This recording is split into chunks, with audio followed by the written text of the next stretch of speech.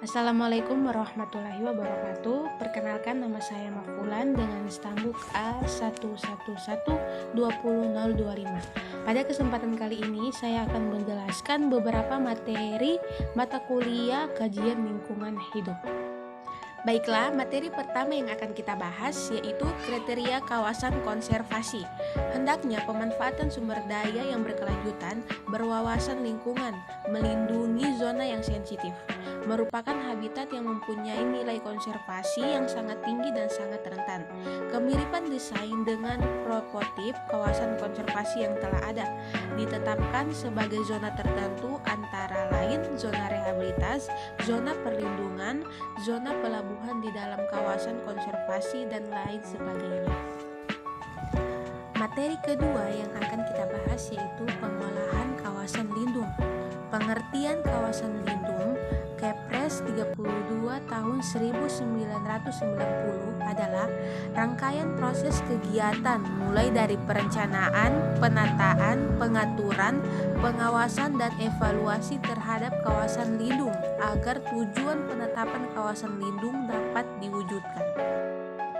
Tujuan dan sasaran pengolahan kawasan lindung. Yang pertama, tujuan pengolahan kawasan lindung adalah untuk mencegah timbulnya kerusakan fungsi lingkungan hidup. Yang kedua, sasaran pengolahan kawasan lindung adalah yang pertama, mempertahankan dan menjaga fungsi lindung terhadap tanah air, iklim, tumbuhan dan satwa serta nilai sejarah dan budaya bangsa. Yang kedua, mempertahankan keanekaragaman tumbuhan, satwa, tipe ekosistem, dan keunikan alam. Selanjutnya kita akan membahas kawasan yang memberikan perlindungan.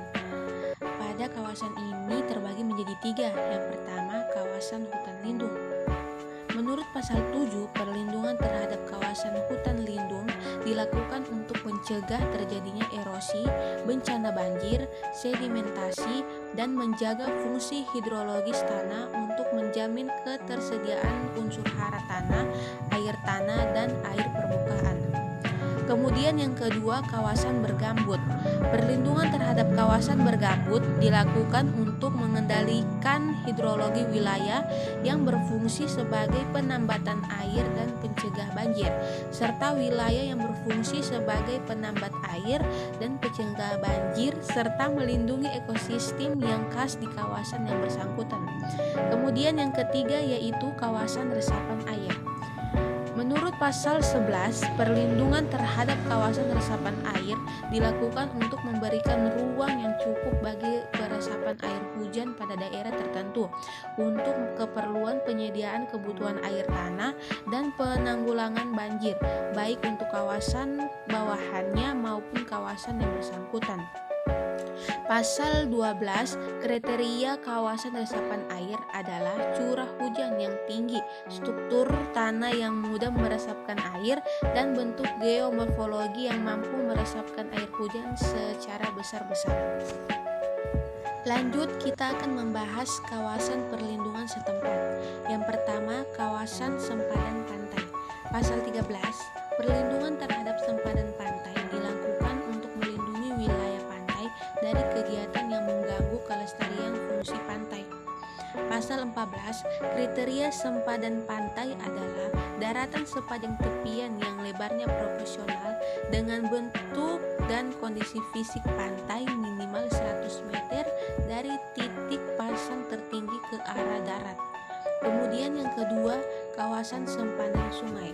Pasal 15, perlindungan terhadap sempadan sungai dilakukan untuk melindungi sungai dari kegiatan manusia yang dapat mengganggu dan merusak kualitas air sungai, kondisi fisik pinggir dan dasar sungai, serta mengamankan aliran sungai. Kemudian yang ketiga, kawasan sekitar danau atau waduk. Pasal 17, perlindungan terhadap kawasan sekitar danau atau waduk dilakukan untuk melindungi danau atau waduk dari kegiatan budidaya yang dapat mengganggu kelestarian fungsi danau atau waduk. Kemudian pasal 18, kriteria kawasan sekitar danau atau waduk adalah daratan sepanjang tepian danau yang lebarnya proporsional dengan bentuk dan kondisi fisik antara 50 sampai dengan 100 meter dari titik pasang tertinggi ke arah darat. Kemudian yang keempat, kawasan sekitar mata air. Pasal 19. Perlindungan terhadap kawasan sekitar mata air dilakukan untuk melindungi mata air dari kegiatan budidaya yang dapat merusak kualitas air dan kondisi fisik kawasan sekitarnya. Pasal 20. Kriteria kawasan sekitar mata air adalah sekurang-kurangnya dengan jari-jari 200 meter di sekitar mata air. Kemudian kita akan membahas materi mengenai pengolahan sumber daya alam dan pembangunan berkelanjutan. Yang pertama, prinsip pengolahan lingkungan adalah pencegahan dan penanggulangan terhadap penurunan dan kerusakan kualitas lingkungan akibat terganggunya atau rusaknya tatanan ekosistem. Kemudian ada aspek pengolahan lingkungan dan perlindungan ekosistem. A. Kebijakan penataan, B. Pemanfaatan, C. Pengembangan, D. Pemeliharaan dan pemulihan, E. Pengawasan dan pengendalian, F. Penegakan hukum lingkungan. Kemudian yang kedua, pembangunan. Proses pengolahan sumber daya alam dan lingkungan untuk memenuhi kebutuhan manusia agar hidupnya sejahtera lahir dan batin, serta proses pemanfaatan sumber daya alam dan lingkungan untuk memenuhi kebutuhan manusia, generasi saat ini dan generasi mendatang agar hidupnya sejahtera, serta kelestarian fungsi lingkungan tetap terjamin dan terjaga. Kemudian yang ketiga, prinsip pembangunan berkelanjutan. Pada konsep pembangunan berkelanjutan terdapat beberapa prinsip penting, yaitu pembangunan harus memenuhi kebutuhan masa kini tanpa mengorbankan hak kebutuhan generasi yang akan datang. Yang kedua, pembangunan harus tetap memperhatikan ekosistem yang ada sesuai dengan kemampuan daya dukungannya sehingga tetap terjaga dan kualitas lingkungan tidak mengalami penurunan. Yang ketiga, setiap kegiatan pembangunan harus selalu mewujudkan kepentingan kelompok atau masyarakat lain dimanapun berada serta mengindahkan keberadaan kehidupan sekarang maupun kehidupan masa akan datang. Selanjutnya kita akan membahas dampak pembangunan. Pembangunan memang sangat bermanfaat bagi seluruh umat manusia, akan tetapi pembangunan pula bisa sangat berbahaya bagi kelangsungan hidup manusia. Di bawah ini dituliskan dengan jelas dampak pembangunan.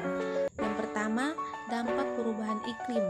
Ada perubahan pola curah hujan, peningkatan muka air laut, kepunahan spesies, suhu tinggi, dan es kutub menyusut. Yang kedua, dampak pencemaran. Terdapat dampak bagi kesehatan, dampak bagi ekosistem, dampak pada pertanian. Ketiga, dampak disaster atau bencana. Dampak terhadap lingkungan, dampak terhadap infrastruktur, dampak terhadap kehidupan, dan dampak terhadap perekonomian. Yang terakhir yaitu konflik sosial. Keretakan hubungan antar kelompok, perubahan kepribadian pada individu-individu, kerusakan harta benda dan jatuhnya korban jiwa, dan terjadi dominan dan penaklukan. Materi terakhir yang akan kita bahas yaitu pengaruh lingkungan terhadap kesehatan.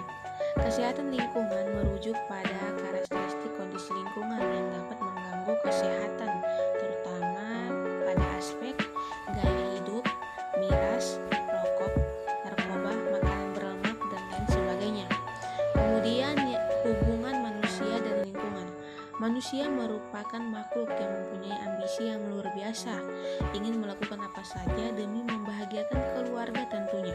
Salah satunya yaitu eksplorasi setiap pelosok bumi hanya untuk mencari benda yang berharga dan mengubahnya menjadi benda yang aman dipakai. Akan tetapi di balik itu semua pasti akan berdampak sangat buruk dengan lingkungan.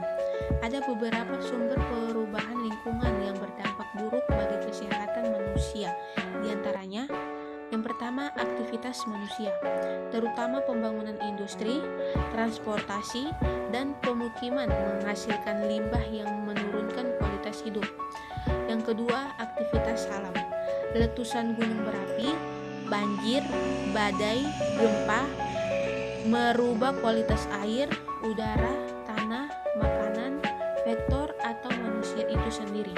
Kemudian yang ketiga, komponen lingkungan bertindak sebagai media atau perantara terjadinya penyakit di masyarakat.